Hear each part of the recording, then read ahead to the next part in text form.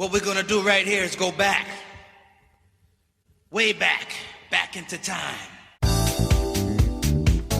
Welcome, foolish mortal, to another episode from the WDW Radio Archives.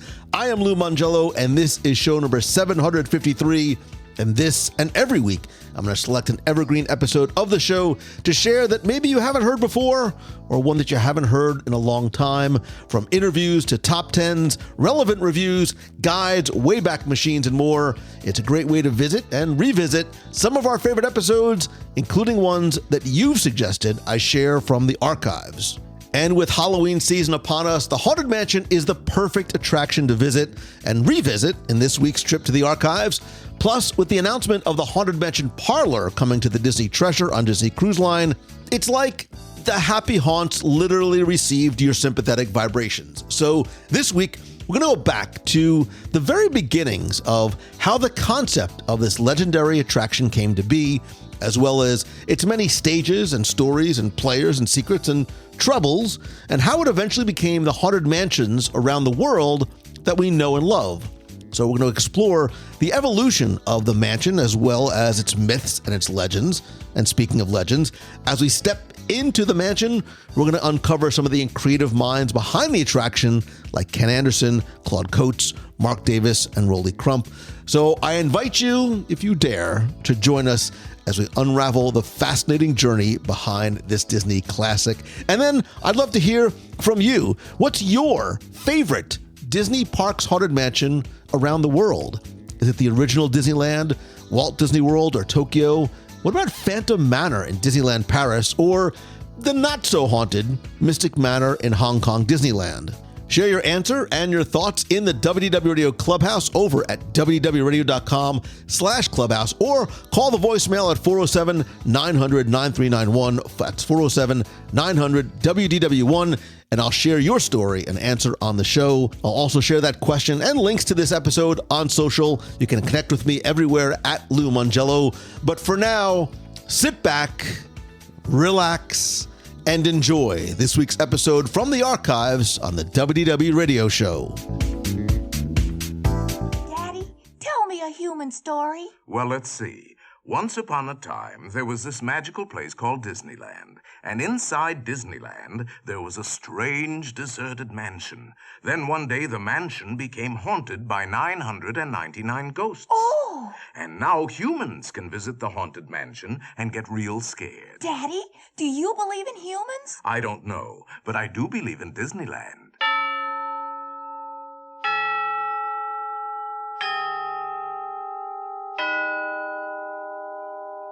We're going to bring ghosts from all over the world, but we haven't got the ghosts in there yet.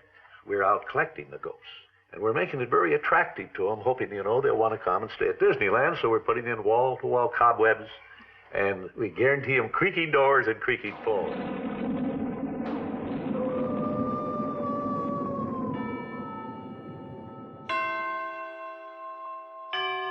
Shh. Listen. 3 words. Welcome, foolish mortals. Maybe some of the most recognized, familiar, and for people like me, favorite quotes and sounds of Walt Disney World and Disneyland. For me, it evokes a sense of nostalgia, excitement, and yes, even a little bit of happiness. And for many attractions in the Disney parks, getting from concept to reality for a lot of them is a long, circuitous, and sometimes even difficult road. And I think one of the best examples of such a struggle and journey and payoff at the end was Walt's idea to take you into a moldering sanctum of the spirit world with his haunted house idea for Disneyland. And with the anniversary of the Haunted Mansion opening in Disneyland this month, I thought it would be the perfect time to look back at just how the Haunted Mansion came to be, from Walt's initial concepts to what it eventually grew and really sort of morphed into. And our tour begins here, and not just with me, but with someone who, for many years, has been really one of the most foremost authorities on the mansions, plural. He is the creator of DoomBuggies.com, the author of The Unauthorized Story of Walt Disney's Haunted Mansion, a fellow podcaster over at Nostalgia. I was an early fan of the Doom Buggy site, like from the late 90s, and I knew him then only as Chef Mayhem. I know him now as Jeff Bam, and I want to welcome him finally, after all these years, to the show in his corruptible mortal state. Thanks, Lou. Yeah, it has been since the 90s. I remember sharing some emails with you. So, wow. I remember talking to you about, because I loved the design of the Doom Buggy site. I mean, at the time, it really was one of the most beautiful sites, still is, but, you know, it was so sort of progressive in terms of web design and UI and UX kind of thing. And we talked about, you know, web development kind of stuff. Going way back. So yeah, absolutely. Yeah. And every time I've seen you, I always say, we've got to do a show together about Haunted Mansion. And so it's only taken about 9 years to finally make it happen. And here we are, 48 years after the Haunted Mansion opened. So a fitting month. You're right. Yeah. So just very quickly, because look, I've always sort of known and thought of you as like the Haunted Mansion guy. Can you quickly tell us about you and where your love, fascination, passion, unhealthy obsession with the mansion came from? Absolutely. You know, well, I'm a monster kid, right? I was born in the 60s, late 60s, but in the 60s. And I kind of had that famous monster movies on TV, monster matinee thing going on. So I was a big monster kid, Halloween fan. I think it kind of comes from that. I had a lot of haunted house records. My parents bought the Disneyland haunted house record and the Haunted Mansion storybook record. So that really is kind of the genesis of the Haunted Mansion fandom. As far as Disney goes, I'm probably more a collector and then of Disneyana, and then also kind of a fan of Disney and Imagineering history in general, probably more than only the Haunted Mansion, but the Haunted Mansion definitely obviously is a focus, and a large part of that is, like I said, my monster kid childhood, and another part of it is I just, you know, I had collected some Haunted Mansion stuff, and websites were becoming a thing, and I'm an artist, and I had graduated from art school like the year before they required you to get your degree with some computers, so I had no computer training at all. So I thought I better learn this website stuff, you know. So everyone else was making, you know, pages for their favorite band or their favorite pet. I chose my favorite ride, which is the Haunted Mansion, and that's where Doom Buggies kind of began.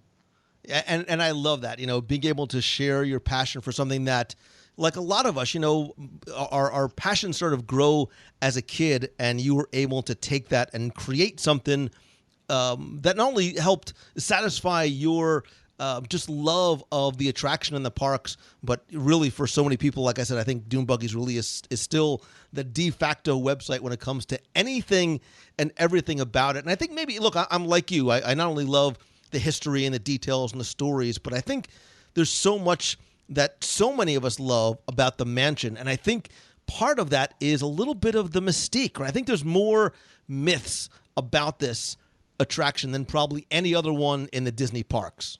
Yeah, for sure. And I mean, it kind of is a natural thing because they built the Haunted Mansion. I mean, they built the building right in 1963 before it was sitting there for what, 5-6 years before they even opened the ride. So, you know, people didn't know back then, oh, well, they're still in development. Oh, well, they needed to stop to make the New York World's Fair attraction. You know, people didn't quite understand what was going on. You know, there's a building, so it must be done. It must be ready to go in. So why can't we go in? Well, that's where the myths start. Well, it was so scary that someone had a heart attack and died in there. Or, you know, all these things start happening. And the myths began fast and furious. So, yeah. And it's interesting that those myths start so early on when there was no communication. You know, there were no cell phones, there was no internet, there was no Twitter, there was no Facebook. So there was no way. That was literally just a word of mouth kind of thing that grew out of this building that had been sitting there closed for so long. And it's fascinating that, you know, so many years later, there's still talk about those early myths and some of those early legends. And I think there's, look, with something like the mansion, there's so much to cover, right? You know, it really had this 14-year journey from concept to the building to it finally opened. Before it finally opened, and I think we've talked about some of what we know about some of these odd different ideas that came together trying to align, you know, funny and scary and internal struggles. But sort of let's go back a little bit to the very beginning, right? When there was no New Orleans Square, right? When this is really something that started back in the early 50s, and it really came from Walt himself, who wanted to have this idea, and maybe was sort of capitalizing on the haunted houses that were so popular in the 50s. But let's talk, Jeff, before we even get to what this mansion ended up becoming, some of those early concepts that made it onto, but maybe never off the drawing board. Yeah, you're right about Walt wanting that haunted house there from even before Disneyland. When he had that big map everyone heard about selling a couple months ago of that Herb Ryman drew of Disneyland. Even on the main street at the end there was a little kind of a haunted house building that was put in there, from the beginning of the concept of Disneyland. So Walt always wanted some kind of haunted house. I think he had in mind, a small town has the drugstore, has the lingerie store, has the organ shop, and it also has like that house on the hill that no one wants to, go to because it's haunted, right? So I think he always had that in mind. But the earliest stories, when it really started to flesh out, kind of focused on the New Orleans area that he wanted to put into Disneyland off of Frontierland. So kind of over there by where the Jungle Cruise is, where Indiana Jones is. They were going to New Orleans Square, as it was planned in the earliest stages in 1957, was going to kind of curve through there, and that's where the haunted house originally was going to be placed. And so some of those early concepts kind of mix the New Orleans mystique in the bayous with the idea of this haunted house, in conjunction with pirates and the pirate exhibit. So it all was kind of a blended situation in the earliest iterations. Yeah, I mean, it seems from the very beginning, it always had trouble sort of figuring out what it wanted to be, right? So Marvin Davis, the initial concept, this old house on the hill, and then he starts talking to Ken Anderson about this idea of a ghost house, right? Back when they used to be called Illusioneers before they were Imagineers. Sam McKinn starts doing this idea of a rundown mansion. And then it is sort of the mid to late 50s that he assigns the project specifically to Ken Anderson, right? Who, from Cinderella and Jungle Book and Aristocats, did a lot of sketches for Disneyland, was an architect and an illustrator and a story guy as well. And he's really one of the guys that started with this idea of building it in sort of this New Orleans theme, taking it away from the Main Street, decrepit house on the hill, which was probably not what Walt wanted people to see as soon as they walked into his beautiful new park, was this, rundown mansion on a side street.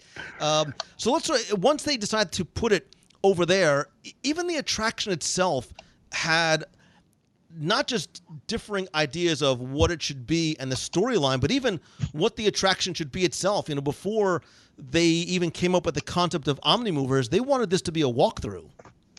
Yeah. So Ken Anderson, back in 57, which I think is when early 57 was really starting on this. He did a few things. He and Sam McKim, like you said, were kind of trying to figure out what's it going to look like, and they still were kind of, at the beginning, they were kind of set on kind of a boxy, kind of standard haunted house kind of a thing. But he was going out and doing some research. He went to the Winchester Mystery House. I don't think for the haunted aspect, more for the idea that it's a mansion that gave tours at the time. So I think he wanted to figure out, how does this work? If we're going to give tours in Disneyland of a mansion, how do other people do it? And Rolly Crump has told me that they went also to Hearst Castle, because that's another big mansion that gives tours. So they were kind of trying to check how big can tours be? How do people behave in these kind of tours? So he was doing that research, and they were trying to figure out, how can we put this into a building on the side of this New Orleans area that we want to build, but we also want to have this pirate display. And so he first came up with the idea of building kind of a house you can see, but hiding some of the building with trees and shrubbery, but having a show building that went out beyond the berm, which they do now with the Haunted Mansion also, and also Pirates of the Caribbean. But he was first coming up with that idea for his earliest Haunted Mansion, his haunted house idea. I think, so many ideas and plans were in Ken Anderson's various plans. I think he made more than a dozen different story revisions for his haunted house in 1957 before he finally stopped working on it. But I think the earliest one involved pirates, the Captain Gore, right? Maybe you've heard the Captain Gore story. And it was basically going to follow the story of a captain that had killed his wife, and his bride's ghost was haunting him through the house until he finally hangs himself at the end. And you walk out, and then you have a last little shock scene with the ghost bride, right? And then you leave the house. I think that was his earliest way of trying to figure out how is this going to work, and what kind of story are we going to tell, and how can we tie it in with the Pirates wax museum that we're going to build in New Orleans. And this is all kind of underneath this facade of this beautiful French Quarter of New Orleans with hustle and bustle and jazz bands and fancy stores and whatnot. So, you could feel them starting to figure out the drama here, the light and the dark, the hustle and bustle of New Orleans, but then the underbelly when you walk into this wax museum and see the pirates, and then you walk around the corner, go into this haunted house, right? So I think that's kind of what Ken Anderson was picturing at the very beginning of his plans to put this area together. Yeah, and the whole Captain Gore, the sea captain and his fiancee Priscilla and the wedding, and he really had sort of flushed that idea out and created a story that the building, that the mansion, the entire attraction would really sort of revolve around. And there was early concept art of this dead woman in the wedding dress and Captain Gore who had hung himself. And how does it go from this idea to, there was also, I saw Tony Baxter had done sort of a discussion and walkthrough, that there was actually a scene that they were going to have, like when this was going to be a walkthrough attraction, guests would would go from room to room, and they would enter this chamber, the wind would blow the doors open, in would come this boat with the sea captain on it, who would tell his entire backstory of the mansion and his dead wife Priscilla, and the captain would dissolve into a puddle on the floor that would eventually disappear. And he says that supposedly the effect was amazing, but the problem is this room would only hold 10, 15 people, and it would take like 2 minutes or so, which in theme park time is like an eternity, right? For the effect to actually take place. But that's sort of where, when you go in either the Disneyland or Disney World mansion, there is remnant of that, where you see the painting of the sea captain from that original concept art in the hallways when you first enter the attraction. Yeah, Ken Anderson, in his version of these haunted houses, he always had this grand scene. You'd walk into a parlor, and there was one room at the end of the house where you'd walk in, and there'd be these windows out to the graveyard, or in the earliest versions, like Tony was saying, out to the bayou. And it was like a cyclorama effect he created. So he could make this big room with a big backdrop and all kinds of special effects going on in there, right? And so the earliest version was going to have a ghost ship, come in, and then some type of special effect with the pirate happening in that scene. He kept that idea through the various versions of the haunted house that he came up with. Later on, he turned it into, well, what if the headless horseman comes riding through after they had when they moved past the pirates idea, right? And so you were asking, like, how does it move from this Captain Gore and this grim, I'm hanging myself, and how does that move into some of these other ideas? And actually, Captain Gore hanging himself, that's one of the things that kind of lasted all the way through to the Haunted Mansion we have today. It's interesting to take a look at all the ideas Ken Anderson had, and you can kind of start picking out little things and say, oh, this kind of is reminiscent of what we have today, and oh, this is still kind of here, and oh, there was a bride in the attic that no one really knew who she was or where she came from. Well, you can kind of see some of the seeds of that idea in Ken Anderson's stories too. So I think as he's kept going and taking these ideas to Walt, and they weren't quite hitting the mark, and I don't know exactly if Walt really knew what he wanted. I think they were going through the process of figuring out what he didn't really want, and and I think somewhere in there they decided, this doesn't really have to tie into the pirate story. Let's see if we can tie in some other properties that Disney has. So then Ken Anderson came up with an idea for, well, what if we have it's just based on a family, the Bloodmere family, and instead of a sea captain, what if it's this haunting, and you're led through the mansion by a ghost host, and he called this the Lonesome Ghost when Ken Anderson was planning this, but nevertheless, it's still the idea of what if this disembodied spirit is kind of guiding you as you walk through the house, and then they can also kind of tie in the Lonesome Ghosts, which is a Disney property, right? So you can see Ken Anderson starting to change his thinking a little bit, and I think we can interpret from that as, you know, Walt kind of taking him in different directions and saying, well, let's look at this and let's look at that, because Ken Anderson was the primary guy for this haunted house idea, which is, I think, a little unusual. Walt often would put people together that would have conflicting ideas and see what they could kind of come up with. And I think, you know, Ken Anderson probably had a real interest in trying to put something together and had some ideas and thoughts he wanted to go with. And that's probably why he was the lead man here. But it's interesting to kind of see the things he came up with and how they evolved and changed. And a lot of his ideas were the same, you know, that cyclorama, big dramatic moment. And we kind of still have that in the Haunted Mansion as it is. It's a ballroom scene, right? That's the big scene that you come to it as a climax, and there's all these amazing special effects. And how do they do that?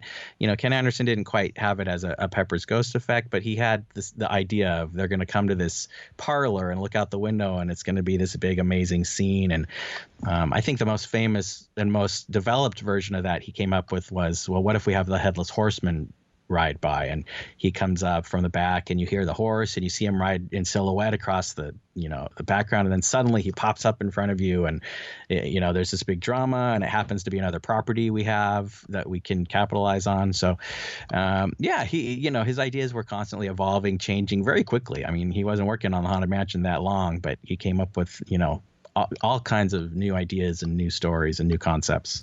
Yeah, and we'll come back and touch on bringing the conflicting ideas together and see how that actually plays out, because that is one of the things I think that led to the delay in the mansion opening. But just to go back and touch on a couple of the storylines that didn't make it, I think the Sleepy Hollow one is really interesting because, you know, Anderson sort of goes back to his Fantasyland roots and this idea of using some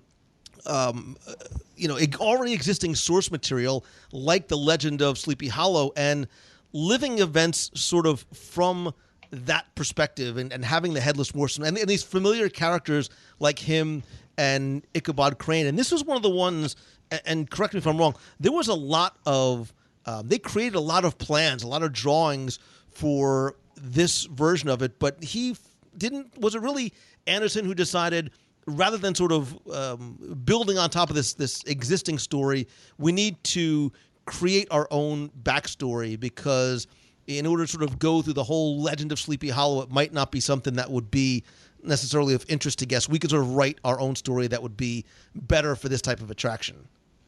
Yeah, well, you want to, you know, if you follow the different ideas Ken Anderson had, it kind of always falls back to this family trauma, right? Some kind of a horrible haunting, you know, of a house, a kind of a traditional idea, but he did have, he kind of comes back to that story, and you can almost feel different people telling him, well, let's try this, well, let's try that. So he'll put things in to his stories, and, you know, they may work or not work. And the Sleepy Hollow idea, I think, I don't know that he ever took that much further than this one dramatic scene. You know, we would be touring through this haunted house, and suddenly we would come into this big dramatic parlor, and then, you know, the Lonesome Ghost might tell you something reminiscent of, you know, Sleepy Hollow, and suddenly you're thinking of that story, but then that's over and you move on.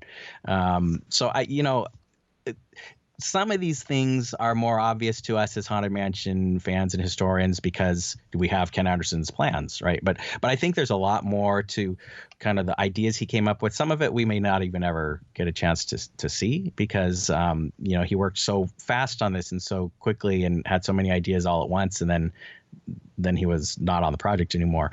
But yeah, but for sure, the idea of bringing Sleepy Hollow into a haunted house probably, I'm going to, if I had to guess, and I am speculating, maybe wasn't his idea. Maybe someone suggested, hey, what if we do this? You know, I think, you know, it looks to me from all his ideas, it looks like he probably had the idea of this, some kind of family that had some kind of a murder in it, or something that caused this house to be haunted. And most of his stories kind of default to that. Some of them are more, I think they started a little more gruesome and dramatic, and they got a little bit lighter. I'm guessing that's probably Walt saying, well, let's try this and let's try that. And he introduced this idea of everywhere you'd go, your guide would get attacked by some arms coming out of the walls, and kind of comedic effect, and so I think those were some ideas that he started to try to add in to change the feel of his story a little bit. But it's usually most of Ken Anderson's storylines seem to feel a little dark and, a little, I guess, ominous, or, for lack of a better word. And it definitely lightened up later on to what we have now. But yeah, I'm feeling from most of his storylines mostly kind of a traditional haunting, I think, is what he was basing his ideas on, and then just sticking things in and seeing how they worked. Yeah, the Blood Mirror Matter was one that when you read what sort of the storyline was supposed to be, it's very dark, and you can see why maybe this would have been potentially even off-putting to some guests. And again, correct me if my recollection of the story is wrong. The Blood Mirror Manor was supposed to be an old, century-old Southern manor that was going to be moved from Louisiana to Disneyland, but it had this reputation of being haunted. And once it was there, the original owners, this Blood family, was going to be like poltergeists, like tormenting the guests, and they created this mythology around it that, when they were renovating and transporting the manor here, one of the Disney workers was walled into one of the walls, and that's why they abandoned the project right in the middle of, and he was one of the people that haunted it. I mean, so it really was a very sort of dark, poltergeisty kind of scary thing, as opposed to, again, what it eventually started to turn into, which was something much, much lighter. Yeah, and it's interesting that that's kind of the moment when they took this interesting take on it, where the haunting was going to be more involving the process of putting this in Disneyland. It was part of the story was how we brought this house to Disneyland, and rather than you trying to transport you to, you're going out to New Orleans and you're going to this house, you were going to a place in Disneyland, right? So that was an interesting story. I think Walt Disney was even maybe going to record some kind of a spiel for that one at the beginning, where you'd hear him talking to you through a telephone or something. You could pick up headphones or something to listen to him kind of narrate this, and he was going to tell you the story of how, well, we tried to bring this to Disneyland and we've had these problems, and we think it's safe now, but maybe be on your guard a little bit, that kind of thing. And the darkness of Ken Anderson's original ideas is interesting. And around that time, or not too long after that, is when we heard Walt Disney go out and do an interview in the United Kingdom, where he said, well, we're collecting ghosts and it's going to be like a retirement home for ghosts. So I think they were, in that process, Ken Anderson had these ideas that were just kind of,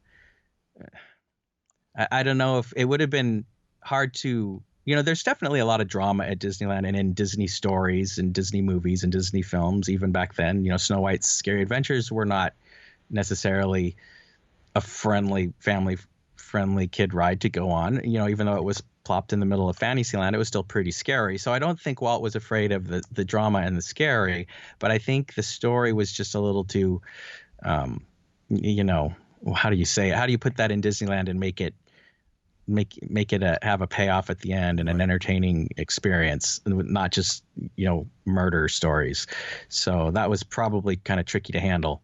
Wasn't there a version that I don't know if it was Anderson didn't like or Walt didn't like, where Walt was actually going to be the tour guide? Like they were going to tape Walt sort of taking you room by room. He would sort of been kind of the ghost host, which maybe would have lightened it up just a little bit. But that idea obviously didn't get very far either. Yeah, I'm not sure if they had the idea of Walt being the entire, tour guiding the entire thing or not. I don't actually remember. I know what you're talking about, and that's kind of what I was referring to, where Walt's going to be recorded and be part of this experience.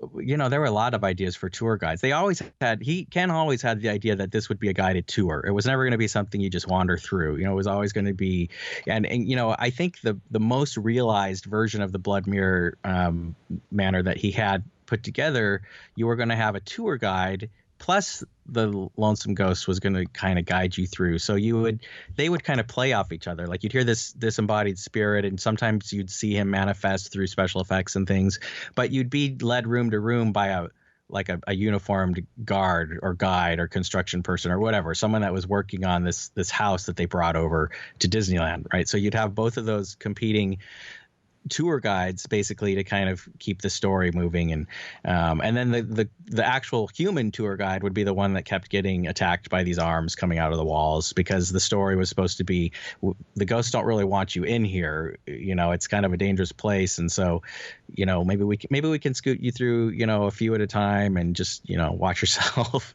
And that's kind of the idea there. But definitely, Ken Anderson had all these competing ideas coming at him, and Blood Mirror, I think, was probably the most, probably the last storyline that he put together before they finally thought, this is not quite the right direction. Yeah, well, and it's interesting because from the very beginning, it wasn't conflict at the beginning. It maybe was confusion about what this was supposed to be. It wasn't necessarily competing ideas; like they just couldn't wrap their heads around what it was supposed to be. But a year later, the mansion appears on the Disneyland map, like literally almost 10 years before it actually opens. Like New Orleans Square wasn't going to open for 5, 6, 7 years or so, and it wasn't going to be until a few years after that that they even start building a facade for it. But they just, what do you think was the thinking to put this on the map so early on before they even had a storyline, a design, anything? Again, late 50s, early 60s, it's already on the map so long before there were even close. Yeah, well, that's an interesting kind of glimpse into how did they make these plans and how did they decide what to do, right? So Sam McKim worked on those maps, right? And he also was working with Ken Anderson on the look and the design of the first haunted houses. So a little bit of that you can say, well, he was in charge. He was doing both of those things, so maybe he had a little hopeful thinking, and he loved what they were working on, and and they were planning to put in. They also put Liberty or Edison Street on some of those maps that never happened at Disneyland. So there were a few things that made it onto maps that actually never came to be. I think they wanted the maps to be accurate, and they had to do them, a year and a half in advance probably, or a year early. You know what I mean? So there's probably a lot of things that went into why did things turn up on maps that didn't actually happen. I think with the haunted house that became the Haunted Mansion, I think they really thought we're going to have this New Orleans. They didn't call it New Orleans Square at first. This New Orleans district or whatever of Frontierland down there, but next to Adventureland. I think they really thought that might be open by 1959 or 1960, 61, when they first were in 57, making these plans. So, Walt's always moving on to things, and the Disneyland and WED Enterprises was not the organization it is today. We know the people that were working there, a lot of great minds, but also it was kind of a, let's focus on this. Well, wait a minute, let's focus on that. And I think, putting together the idea that they also were putting together this pirates stuff, and it turned out to be, I think at Walt Disney's behest, I think it became a larger and larger project than they originally thought. Another probably walkthrough thing. Originally, they thought it would be this wax museum, and you'll go through and you see these little scenes. And no, let's make it into this bigger thing. So I think you take a lot of those things that were expanding, and their vision was growing for the ideas, and I think they just kind of I think Sam McKim just jumped the gun a little bit, putting that in the map. They probably really thought we're going to get to this stuff in the next year or two, and turned out that, pirates turned into a bigger thing, and then it also turned out, we're going to divorce the haunted house from the pirates and put it in another area of New Orleans Square, and things just kept rolling. And then when you throw the World's Fair in there in 1964 and 1965, so that was from 1962 through 1964, WED was really preoccupied with getting these attractions ready for the New York World's Fair. So, you mix all that together, and I think they, had to kind of keep changing plans on the fly. And we see little bits of evidence of when the timing was for these things by the little mistakes they made. Right. Yeah, because he didn't even like some of the design, some of the original McKim and Goff and Anderson designs. Walt didn't even like, excuse me, early on, but eventually they come up with this antebellum mansion based on, really, I guess, heavily influenced by, excuse me, the Shipley Lydecker house. Yeah, it was actually, which oddly enough, wasn't in New Orleans, but they found it in Baltimore, correct? Yeah. So, yeah, and, that's one of those things that the Disney company is loath to admit, and looking back at it, they never really hid the idea that Ken Anderson based the Haunted Mansion on a house in Baltimore. When I go back and read through some of my Disney magazines and things like that, David Mumford was saying that in interviews, but it was really kind of he based it on this house. But, Disney had kind of the idea that there were all these ideas. We went to this house and that house and took, a stairway from here and some railing from there and came up with this amazing building. You can understand the idea that the feeling that we want it to feel like this thing, but really Ken Anderson, he did copy almost exactly one house, one building. In fact, one photograph in this catalog they had in WED. It was a catalog of Victorian artwork and that type of thing. So you could imagine he was probably looking through it for ideas for furniture and decorating. And he came across this house and he said, that's our haunted house. And, I'm not one to, if you find the perfect place, that's what you should do. That's what you should use. And they did it. And it was the perfect place. But when you look at that photograph, like there's no other, at least from the exterior, there's no other influence. It's this house that he found in this book, right? So, and then he just drew it right out of the book. Sam McKim kind of painted it with a spooky bayou background, and that's the famous stories about Walt saying, "Well, I don't really. Where are we going to have this spooky bayou with all this deterioration in our beautiful park? Like, I don't see that place. I'd rather have a nice house, and you can spook up the inside, right?" So, then that gets to the story you were telling about Walt not really being sure about, are we going to use these spooky looking cliche houses? I don't think so. Yeah, and so they at least can agree on what the outside is going to look like, right? So 61, I guess they start to build the exterior facade, assuming it'll be done for 1963. It'll open up alongside New Orleans Square, and by 63, like you said, the focus wasn't necessarily on finishing the Haunted Mansion. It was moved over to New York because they were worried about the World's Fair.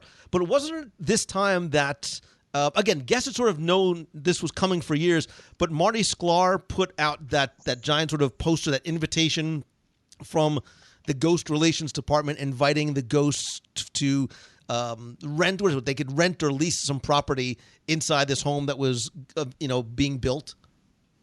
Yeah, so that's you could kind of mark that as a turning point, right? Because Marty and Walt were really of a single mind about a lot of things. Marty wrote a lot of Walt's words, right? So you can imagine they had some pretty good conversations about this, and Walt had made that comment fairly not too long before this about how, well, we're going to have this retirement home. And I think that's basically what Marty went by. I think they decided, we're not going to have this family and this murder stuff, and we're going to have it a little bit more lighthearted. Like, it's just going to be a place where all these ghosts come, which is a little unusual for a haunted house, because Ken Anderson, and just traditionally, a haunted house is usually, like you were saying, a poltergeist, like one ghost that's tormenting everyone, or one horrible thing happened, or one event, or whatever, but I think Walt was opening it up to, well, we can just have all kinds of, it's not necessarily what happened here. This is where we're gathering this party for ghosts. And then Marty Sklar kind of distilled that and some of the ideas they had into a sign and said, hey, if you're one of these ghosts, we got a room for you here. Come apply. And so that sat there with this building for years. And it really, I think part of the reason for the extended delay was because after Walt passed in 66, the mansion was one of the many things, one of the many visions that there was a lot of disagreement, infighting, clashing over. And I think really because some of the Illusioneers had their own ideas. They weren't really sure what Walt wanted to do. And Dick Nunis, who was president of Disneyland at the time, was like, look, you need to create a people-eating kind of kind of system here. They had resolved the idea of at least the type of attraction it should be, realizing that a walk-through Museum of the Weird, tour guy-led thing is not one that would get guests. The throughput would not be there, but they had the People Mover that they developed in the World's Fair for Adventure Through Inner Space and things like that. They realized that is at least the mechanism that they could use.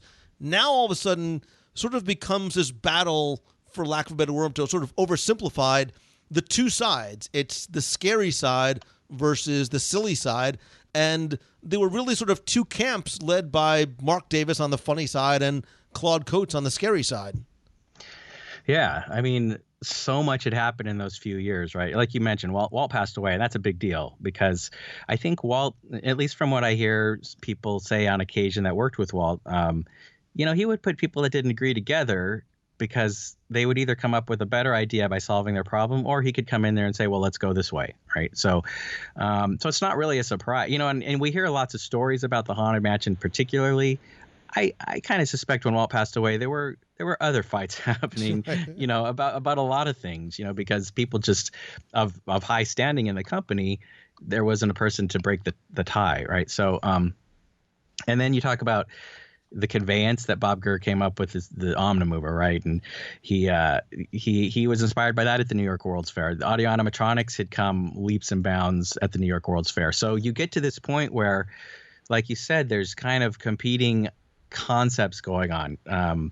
Claude Coates was from animation. He was a background guy and kind of he came into Imagineering bringing his ideas for settings and scenes and backgrounds and atmosphere, right? And then you have Mark Davis, who was probably one of the most famous Imagineers. One of Walt's 9 old men came into Imagineering, and Walt brought him in specifically, and he tasked him to make Disneyland a happier, funnier place. He had this idea that Walt had this idea that Disneyland isn't really as entertaining as I want it to be. Can you bring the funny, And so they both had competing goals to begin with when they were working on anything, I would think. And so you can imagine when Walt's not there and they both have visions for how this haunted house is going to go, what's going to happen other than some conflict there.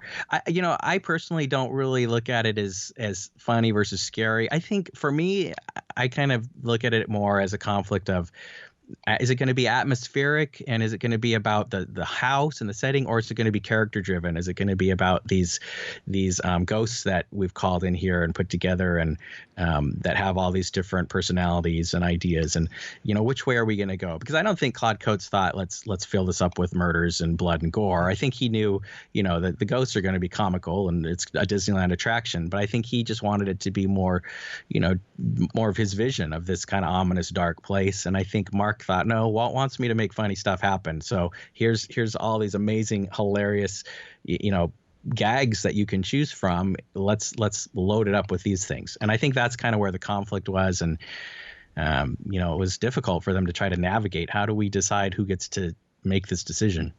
I sort of got the impression that Mark Davis was going back to what worked and continues to work so successfully with pirates, right?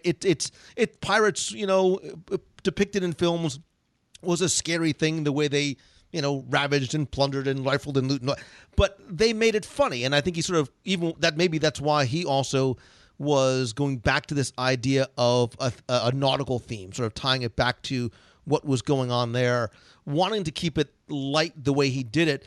But Claude Coates was inspired by, he understands it had to be family friendly, but he was inspired by horror movies. I remember, I guess probably reading on your site, The Haunting was one of the movies early on that had inspired some of the special effects and stuff that he wanted to do in there.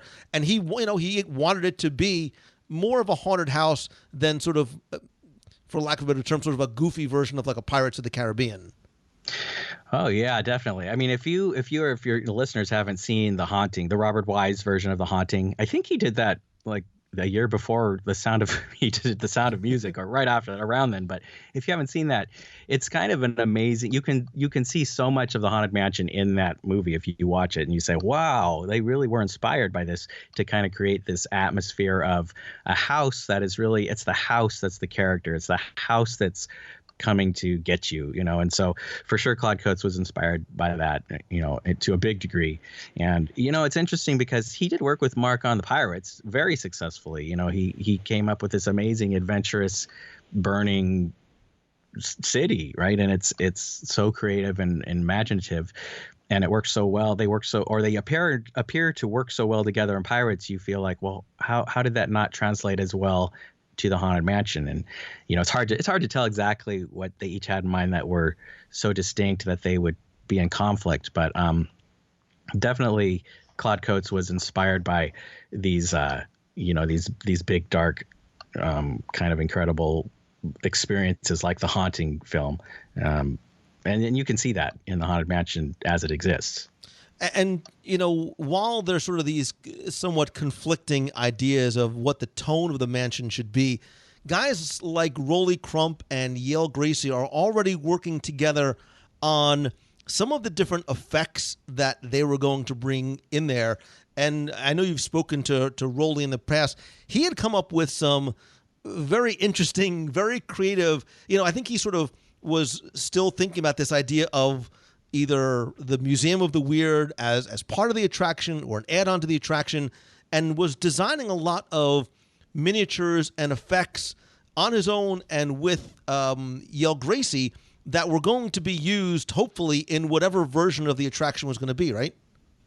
Yeah, so he kind of had two parts here. He started on the Haunted Mansion project just more or less as an apprentice to Yale Gracie, because Yale Gracie was kind of trying to put together some of these ideas that Ken Anderson had and trying to make them work and see how can we make this actually an amazing effect. And so he was working with Yale on those things, and they were trying to, create these just magical, amazing illusions. And they really did come up with some really amazing things.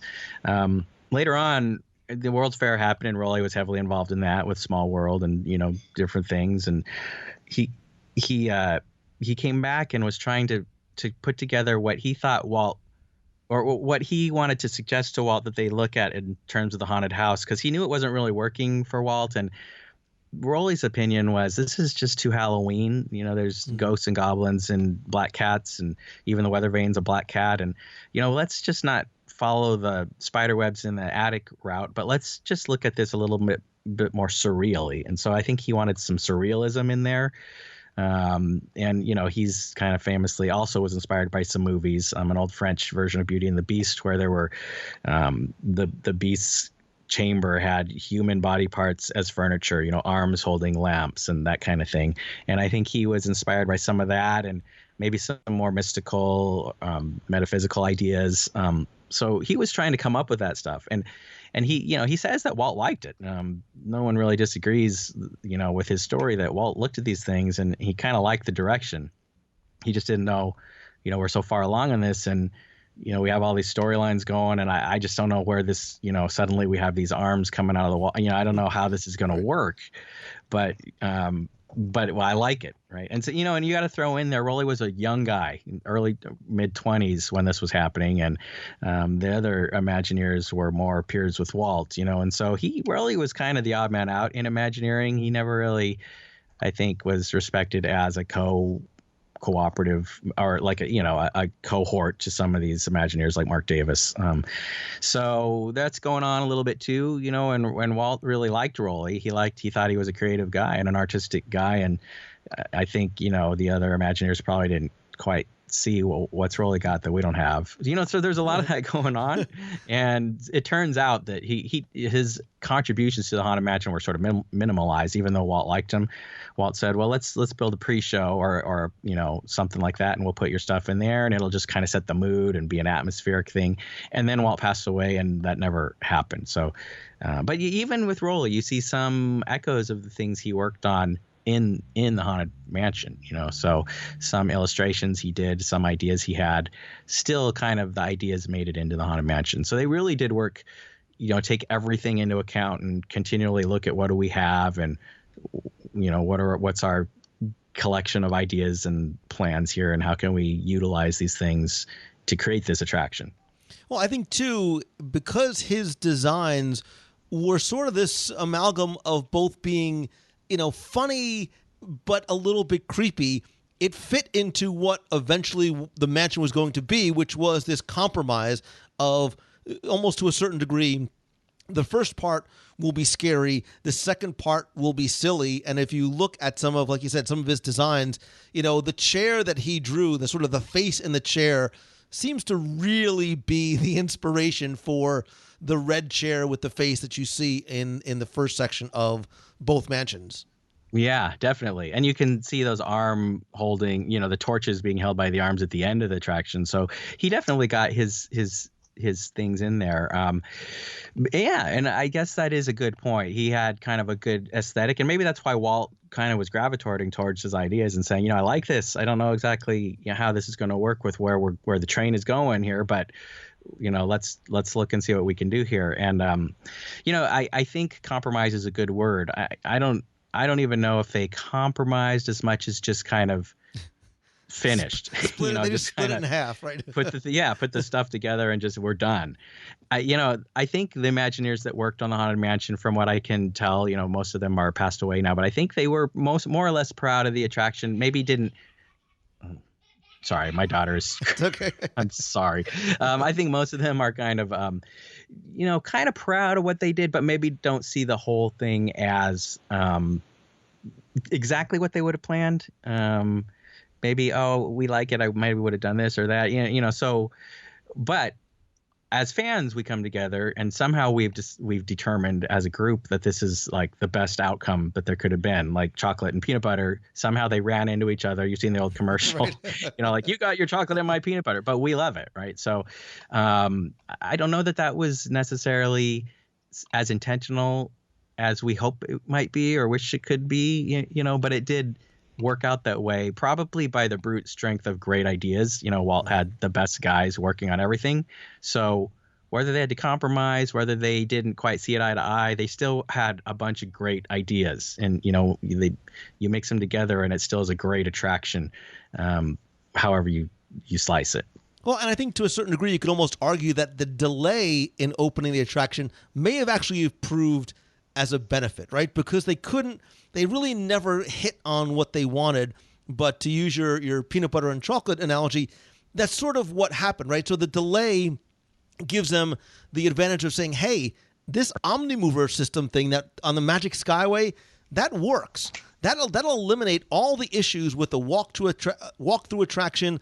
It'll have a steady traffic flow. We can also control, as Imagineers, exactly what we want them to see and when, right? So to a certain degree, it'll satisfy Walt's desire to have this walkthrough, but eliminates all the issues with speed and stairs and darkness and things like that. And it also allows them to come together, and maybe the beginning of the attraction's a little bit scarier, right? You've got the hanging in the stretching room. Then it gets a little sillier in the graveyard.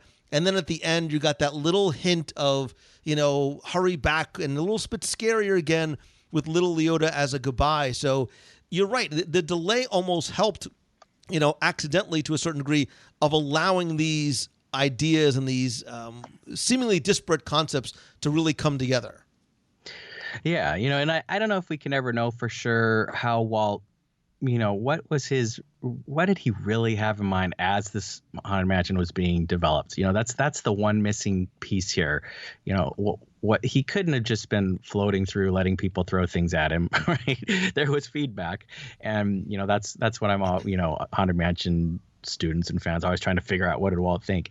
You kind of think, well, he probably put this on hold shortly after they built that big mansion, because I think, he knew the different things they were trying to accomplish for the World's Fair. And I think Walt probably knew, this is going to affect all of Disneyland and everything we do moving forward. So why don't we pause everything, really develop this audio animatronic let's take it to the next level, because Bob Gurr and Lincoln, like, he was coming up with, Pirates would not be the same. It would literally have been a wax museum with maybe moving arms and legs, right? If it wasn't for these developments that Bob Gurr did to come up with Mr. Lincoln to create that auctioneer scene.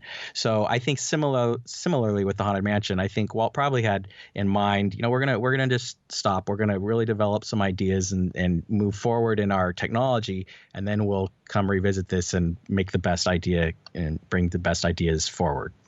Yeah, the question I'm sure you've heard it a million times. What do you think Walt would think of this? What would Walt think of Epcot? What would Walt think of DCA?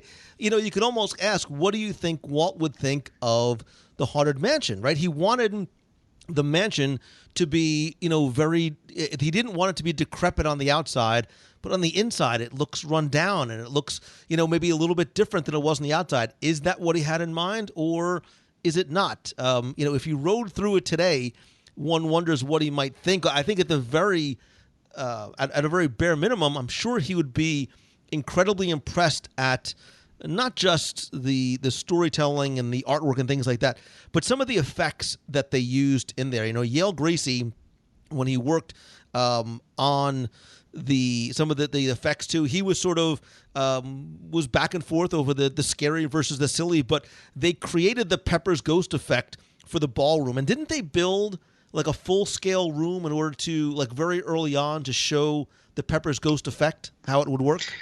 Yeah, they actually, Yale and Rolly, they actually built a full haunted house on the Burbank lot, and they would, and I didn't actually know this until recently, but they had a full 2-story haunted house that they put into a soundstage that people could walk through and get a lot of the different effects shown to them and demonstrated, and they would try different things in there, and some of it was this Pepper Ghost stuff. I don't think they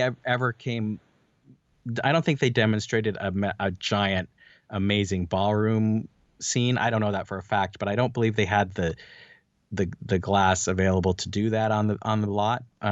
But they definitely had all the ideas and concepts. Walt, he did kind of have an idea what this was going to be like and the magic of it, because a lot of those effects were pretty nailed down by 1965. In 1965, there's that famous Disneyland Showtime television show where they showed, all the great stuff happening in 1965, and Walt was showing Julie Ream all the Haunted Mansion special effects, and a lot of that was stuff that Yale Gracie and Rolly Crump and Mark Davis had already planned for the Haunted Mansion. So some of this stuff was, I think Walt had a good idea. When people ask me, what would Walt have thought? Well, the easy answer is, well, no one knows what Walt would have thought. But, I kind of feel like, I don't know that Walt Disney always made the decisions for Disneyland based on, do I like this? I think he had his best people come up with an idea and come up with the best idea they could put together. And I think he judged things by, how is it working in Disneyland? Mm-hmm. So I think he would have looked back and seen how popular and how, even back in 1969, like 2 weeks after the Haunted Mansion opened, they had a record attendance. What was it? 10,000, 11,000 people came to Disneyland, just Disneyland. There's no Space Mountain. There's no Big Thunder. There's no Indiana Jones, but there still is more people than you have on a busy day at Disneyland today to ride this haunted house. And you go back to what you were saying about how did people tell each other about, how did the social media work back then that 2 weeks after it opened, everyone wanted to go on this attraction, and people were in line 4 hours, 5 hours to go on the haunted house. And I think Walt would have looked back, and I think based on the success, he would have been pleased with what happened. I don't know that he necessarily would have put together these kind of compromise ideas. I think he would have said, well, let's do this and let's do that. But I think at the end of the day, I think a lot of what he decided about things was based on how's it working in Disneyland, and what do people like it, and so I think he would have been impressed by that. Well, I think Walt too trusted in the people. Look, he surrounded himself by the people who were the very best at what they did, even if they didn't know that himself. There was a lot of times, a lot of stories where, look, Exitensio is a great example, right? He's an animator.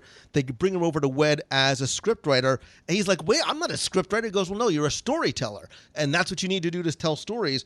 So when he had this idea of having, for example, somebody like X working on it, he trusted in him to be able to come up with a storyline with lyrics and things like that. Look, Yale Gracie was the guy when it came to visual effects. He was sort of the go-to person, right? He started off on he started off as an art director, right? Wasn't he art director of Fantasia, and then eventually came over before he came to WED? Yeah, he was definitely working on that kind of stuff back when he was with animation. And, the interesting thing about Walt Disney is I think he knew more about his employees than they ever thought he would care to know or be interested in knowing. He knew Gail Gracie was this kind of, also, besides that, he just liked to tinker around with stuff. He just liked to kind of put little inventions together and make stuff. And I think he used that knowledge along with what he did for the studio to decide what he was going to do for him at WED. Same thing with Rolly. He knew Rolly liked these little delicate sculptures and, mobiles and things. And so when he pulled him from animation, which Rolly hated, to WED, I think he kind of had an idea. Early on, Rolly was creating this sculpture for a Small World at the New York World's Fair because Walt kind of knew. Similar with X, I think X wanted to be a journalist. I think he kind of somehow Walt kind of knew, hey, he would like to write, or earlier in his life, he had an idea that I could be a writer. So time goes by, he's in his job as at the studio, and Walt says, why don't you try writing over here? And, at first he's thinking, well, I don't do that. And Walt said, well, I think maybe you could, so I think Walt paid so much attention. I think that's, of course, another one of the things that made him such an amazing leader of these people. He really knew who they were and what they could do more than they even thought they probably were showing him. Yeah, and I think X's work on this may have helped to set the tone for the mansion too. Again, there was this conflict of funny, scary. I think when he wrote Grinning Ghosts and having that be the single song that's played throughout the attraction, save for the Here Comes the Bride part, sets a common tone and theme across the board, which I think helped to sort of bring all these sometimes contradictory elements together. Yeah, I mean, the importance of the script probably can't be overstated, because you did have some really funny ghosts in the graveyard and then some spooky, like an endless hallway with a ghost candle floating in it. Like, how do you make those things work in one experience? When you just look at those very disparate ideas and feelings, and you really have to have something incredibly effective to tie this all together and make you feel like, yeah, this is one thing. It's this guy's house. And he's kind of saying, yeah, sometimes this scary stuff happens, but everyone just wants to enjoy themselves, and if it wasn't for that, it would be very difficult to kind of feel kind of a cohesive experience here. Yeah, and I think, wasn't it Tony Baxter who said that this was one of the ways that it helped sort of unite this. Look, this attraction came with so many different conflicting ideas, but it helped really create a 3-act play out of it, right? The first act, it's, the anticipation of what is going on inside. And then I think he said sort of Madame Leota helped sort of separate Acts 2 and Act 3 as well. So it ends up all working out, and that was one of the things that may have really helped tie it all together too. Oh, definitely. And I mean, I think the 3-act play is definitely kind of looking back at what happened and dissecting it. I don't think they really put that into play as a plan, but that's another reason why it's really effective, right? Because it's put together as a very good 3-act play. And I think, yeah, Exitensio ties it together. Even Buddy Baker, who wrote this little melody, right? It's a simple little melody, and people don't realize you hear that in every scene. You hear that at the beginning, a parlor organ plays it. You hear it in the wind when you're waiting to get on the doom buggies and there's wind blowing. If you listen, it's blowing in the tune of the Grim Grinning Ghosts melody. And then, and same thing in Madame Leota's room. There's these weird sounds, but if you listen, they're playing the tune that he wrote to this Grim Grinning Ghost. So all through the Haunted Mansion, this theme kind of subliminally ties everything together. So. Yeah, I mean, we talk about, it's such a big history. You focus on something. You focus on Ken Anderson, or you focus on Mark and Claude. But really, all these parts are so important to each other, to tie together to make this experience what it really is. Yeah, you can look. It's almost one of these perfect accidents, because of the way things look. Even to the certain degree, you can almost argue that the Hatbox Ghost, right, this legendary effect that Yale Gracie worked on. that only worked for a couple of weeks, right? They never got it right. All of a sudden, literally just disappears. Like, right? Tell me if I'm wrong. Like, they said everything disappeared. Like the molds, the figures, the drawings, the figure himself disappears after only being in the attraction for a couple of weeks because it never worked right, and the dune buggies were getting too close. And then when it comes back, years later, what was it, sort of early 2015? I think it comes back. Yeah. It helps to sort of complete the story and bring that mystery and that legend of it that the mansions had from the very beginning. Yeah, I mean, well, everyone's always looking for what's going to happen with the Haunted Mansion next, and always there's something comes up next. And yeah, they brought the Hatbox Ghost, there's a lot made out of how it vanished. I mean, it really wasn't a lot to it. The schematics for it still exist, and it was this head, which they didn't lose the mold for the head because it's the same head as the hitchhiker's ghost. The same heads are used for one of the tall hitchhiking ghosts and then the Hatbox Ghost. So they just it was basically just kind of, I don't know, a very simple frame with a lot of cellophane wrapped around it to look sort of ghostly, a cloak, and this effect happening, right, where the lights would turn on and off. And I don't know if it was, we all talk about how well it didn't work because the light was, maybe that's probably true, but I think Mark Davis overall just wasn't so impressed with how it came out based on what he kind of designed and created and how it looked in the attraction. I don't think he thought the whole thing is just not really working, so let's get rid of it. But anytime something like that happens, like, it becomes a myth, right? Especially with a haunted house and a haunted mansion. So everyone, ooh, the Hatbox Ghost. And there were, again, no social media. We couldn't tweet that we saw it. So did it really exist? Was it really there? Even Disneyland didn't know for sure that it was in there for the public to see. I think they knew it was installed, and I think Disneyland mostly believed, the people that speak for Disneyland up through the years, that it was just taken out early on. They tested it and didn't really like it. If it wasn't for, dune buggies, someone sent me a picture out of the blue. Someone said, you know what? I was looking through some of my sister's old snapshots from a trip she took to Disneyland in 1969. She was there when they opened the Haunted Mansion. I think you might be interested in this. And it's a photograph of the Hatbox Ghost in the attic. And if it wasn't for, I've had even Disney, the archives, contacted me for a copy of that because no one has had a picture of it inside the Haunted Mansion. They didn't actually believe it actually was inside when people could ride it up until a couple of years ago, a few years ago when it went on to Dune Buggy. So yeah, it was there. Yeah, I would guess days, maybe a week. No one knows, but not long enough for a lot of people to say, oh yeah, I saw that. So it couldn't have been that long. And but that's the perfect basis for, like you're saying, for a new story 45 years later. So yeah, they did a great job. And the new Hatbox Ghost is not even remotely, it's based on the kind of look of what Mark Davis created, but it looks a lot more robust and like a character than the original one probably did. And they really hit that out of the ballpark. I mean, I don't know a single person that told me they saw that and didn't think it was the most amazing thing they could have. Yeah.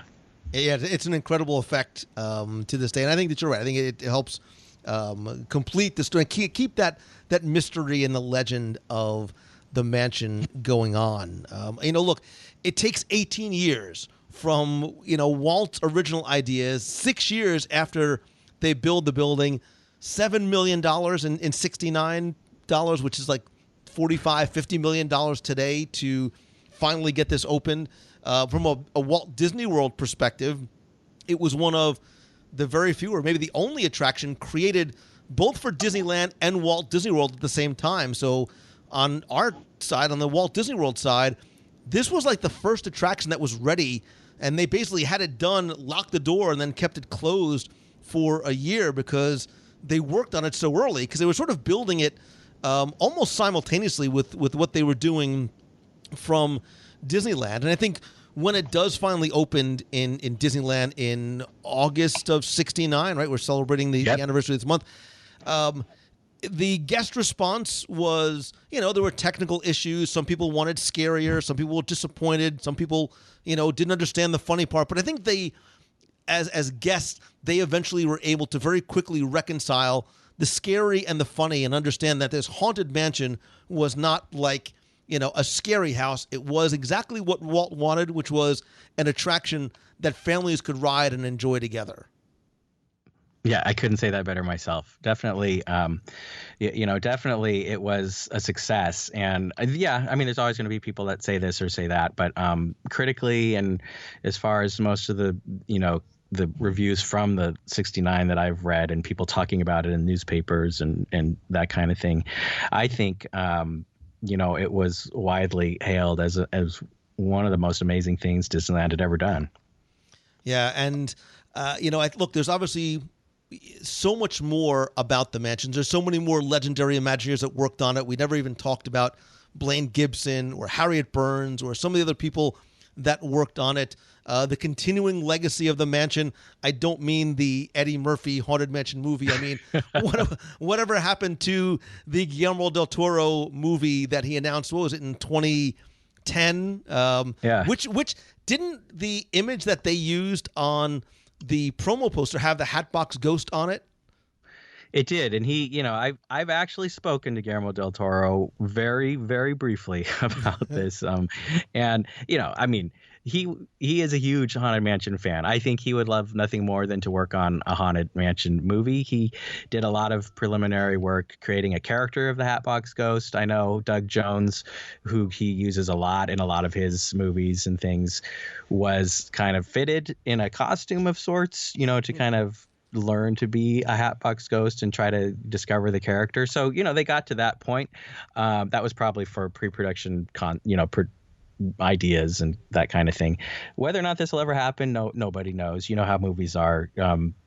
It's, especially a studio like Disney, the movies they make now are based on years of marketing and how can we roll this out? And we have to do all these animated films for the foreseeable future where we're making those as live movies, and we have a couple Pirates movies in the works and Star Wars.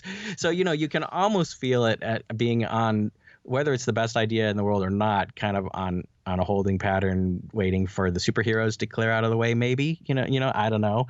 But Guillermo wants to do it. So I have my fingers crossed. I mean, that's the best I can say. I think there's a lot of people that would want him to make this movie in only the way that Guillermo del Toro could. But look, Jeff, there's still so much more we can talk about the mansion. We could, talk about almost like a virtual tour walkthrough and some of the other myths and stories about it. Maybe we'll revisit the mansion again in the future. I would love to have you come back and chat on this some more. Sure, I'd love to do that. In the meantime, I know that they can find you at doombuggies.com. Your book is called I literally have 4 different versions of books that you've written. I've got The Secret of Disney's Haunted Mansion, like 2 different thicknesses of that. I've got the unofficial history, the unauthorized story. Which is the one that is currently available? So allow me to clear this up for the listeners. So maybe this was, I had written a couple convention chat books that I didn't really mean to be that big of a deal, just to kind of have something to distribute, for fans of the Haunted Mansion. And I was doing convention talks and things. Really, I've only written one book, and it's progressed along a scale. So all of those books have the same material and more and more and more until you get to the book I published on Theme Park Press a couple years ago, and that's called The Unauthorized Story of Walt Disney's Haunted Mansion. It's in its 2nd edition now, but it's the same book, just with I added 5,000 words last year and pumped it up a little bit, and it's now. I think if you are interested in the Haunted Mansion and in Wed Imagineering back in the day, a little bit of intrigue about some of the conflicts between the Imagineers, I think you'll like this book. I love this book. I love it so much. I have 4 different versions of it.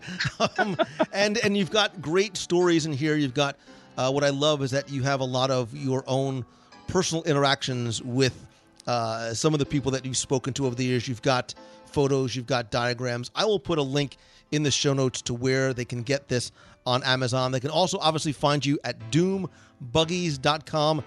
Anywhere else they could find you online or on social? So my Twitter is doombuggiesweb, so you can follow Doombuggies on Doombuggiesweb. We're on Instagram, also on Facebook page for Doombuggies. And I also, you can hear me every Monday on the Mousetalgia podcast. So first listen to Lou, then you can check us out if you want. And that about covers it. Awesome. Yeah, you guys over at Nostalgia have been doing great stuff for a long time. I have been referring and recommending you, especially if you are a Disneyland fan. I think nobody does Disneyland the way you guys do. I will put links to all this stuff in the show notes this week. Chef Jeff, whatever you prefer to be referred to, thank you so much. It's taken us way too long to do this. I promise it won't take 9 years before we do it again. It has been too long, and it's been my pleasure. Thank you, Lou. Thank you, buddy.